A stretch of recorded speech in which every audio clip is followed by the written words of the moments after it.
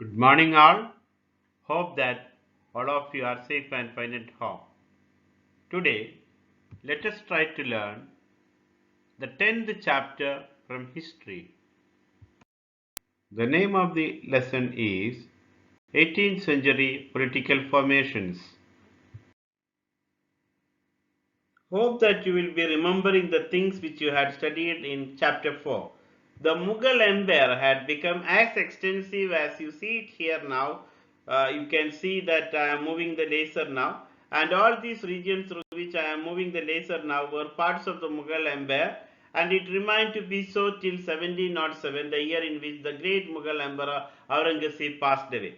Following his death, the Nawab of Bengal declared independence, and see, this is how the province of Bengal looked like, and it was under the control of Nawab of Bengal. Following the death of Aurangzeb, it remained so till 1751. From 1751 to 1765, the province of Bengal or the state of Bengal looked like this.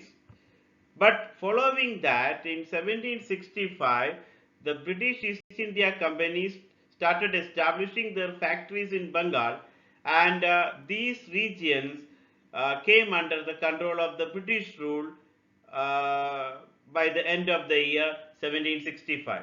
So this is how India changed politically during the 18th century. As you had learned from chapter 4, the Mughal Empire had reached the height of its success and started facing a variety of challenges towards the closing years of the 17th century. These were caused by a number of factors, including the policy followed by Aurangzeb. Aurangzeb had depleted the military and financial resources of his empire by fighting a long war in the Deccan. Under his successors, the efficiency of the imperial administration broke down. It became increasingly difficult for the later Mughal emperors to keep a check on the powerful Mansabdars.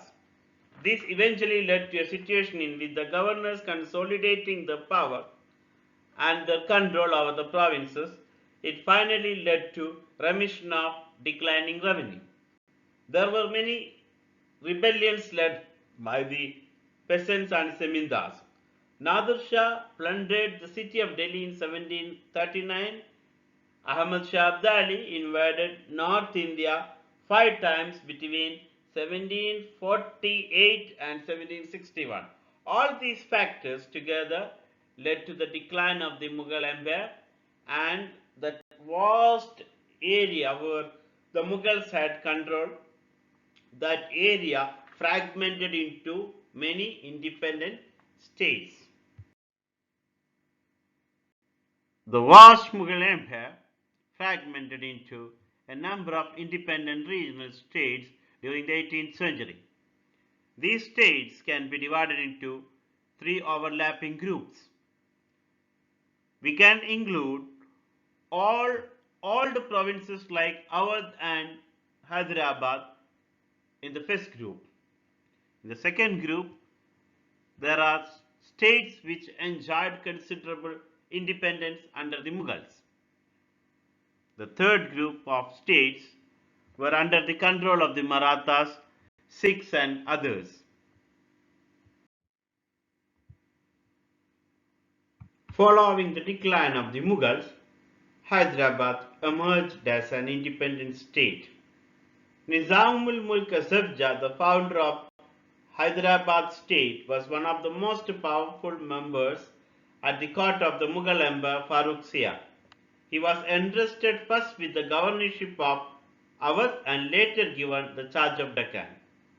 As the Mughal emperor of the Deccan provinces, Asaf Jah had already gained control over its political and financial administration.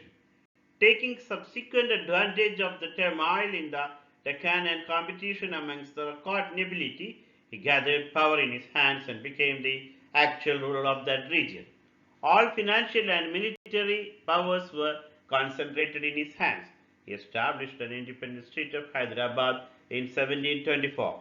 He founded the Asaf Jahi dynasty, and his successors set up an efficient system of administration. Now let us discuss Awadh as an independent state which emerged following the decline of the Mughal Empire. Burhanul Mulk Saadat Khan founded Awadh state in 1722. He managed the political, financial, and military affairs. He appointed his own royal servants to vacant positions. He seized a number of Rajput Zamindars and federal land of the Afghans of Rohilkhand.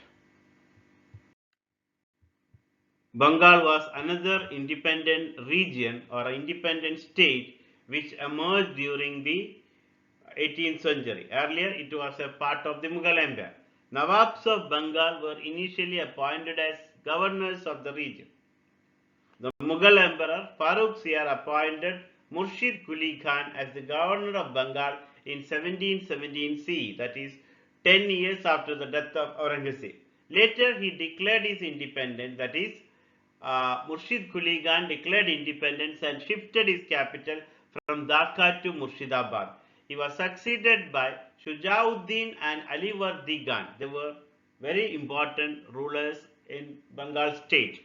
The Nawabs of Bengal tackled the corrupt and inefficient officials in an effective manner. The Nawabs encouraged the growth of agriculture, trade and industry that made the state of Bengal a rich and prosperous one. They also tried to check the rising power of the English East India Company, but unfortunately they were unsuccessful in their efforts.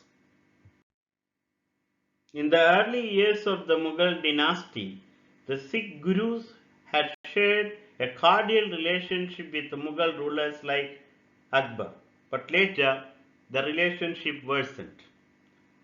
And as a result of it, there was some clash, and it led to Guru Tegh Bahadur's execution in 1765. This forced the Sikhs to turn against the Mughals. Guru Gobind Singh organized the Sikhs into Khalsa, or a military brotherhood. During the reign of Bahadur Shah, that is the Mughal emperor who followed Aurangzeb, the Sikhs emerged as a powerful group under the leadership of Banda Bahadur. After his death, the Sikhs organized themselves into 12 confederacies. Ranjit Singh established one of the strongest kingdoms under the Sikhs by making Lahore and Amritsar as part of his kingdom. The Maratha kingdom was, of course, it was a powerful regional kingdom. Shivaji carved out a stable kingdom with the support of powerful warrior families. After Shivaji's death, effective power in Maratha state was held and used by a family of Chitpavan Brahmanas who served as Peshwa. Peshwa means it's a title given to the Prime Minister in Maratha administration. Pune became the capital of the Maratha kingdom. Marathas seized Malwa and Gujarat from the Mughals by the late 1720s. After 1737, the frontiers of the Maratha domination expanded rapidly into Bengal and Orissa in the east. I will show you that now. Here you see Bengal and Orissa, this region. Bengal and Orissa in the east, and Karnataka, Tamil Nadu and Telugu countries in the south. So the kingdom of the Marathas expanded till here. This region, modern Karnataka, Telugu region, and also Tamil Nadu region. So all these regions were under the Marathas. Actually, it is larger than the shaded region which you see here. Hope that these regions like modern Karnataka, Tamil Nadu and parts of Telugu country, these were all part of the Marathas kingdom. It included even parts of Bengal and Odisha. Hope that it's clear. Now let us try to learn about the Maratha administrative system. The Marathas developed an effective political, military and financial administrative system. For the convenience of administration, the state was divided into provinces which were further divided into or subdivided into Tarabs and Manza.